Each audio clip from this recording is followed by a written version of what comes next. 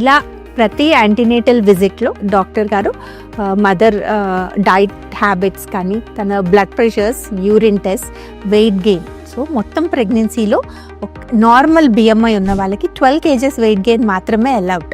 So ముందు మనం తినాలి, బేబీ వెయిట్ పెరగాలి అని చెప్పేవాళ్ళం, ఇప్పుడు ఎక్కువ వెయిట్ అయిపోతుంది. సో ఒక ప్రెగ్నెన్సీలో 10 to 12 kgs పెరిగితే చాలు, కానీ మన వాళ్ళంతా ఈజీగా 20-25 kgs వెయిట్ గెయిన్ అయిపోతుంది.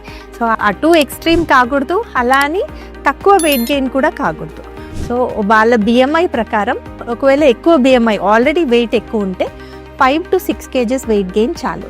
సో అలా వాళ్ళ ఒరిజినల్ బిఎంఐ ప్రకారం వెయిట్ గెయిన్ గైడ్ లైన్స్ ఉంటాయి. మనం ఫస్ట్ డాక్టర్ని కన్సల్ట్ చేసినప్పుడే మన వెయిట్ గెయిన్ ఎంత దాకా అవ్వచ్చో చూసుకొని ఎవ్రీ మంత్ అంత వెయిట్ గెయిన్ అయితే చాలు. సో ఇలా ఈ యాంటీనేటల్ కేర్లో ప్రతి విజిట్లో ఈ టెస్ట్స్ కానీ ఈ మన చెకప్స్ కానీ దీంతో మన ప్రెగ్నెన్సీ హెల్దీగా వెళ్తుందా లేదా అనేది తెలుసుకోవచ్చు. Thank you.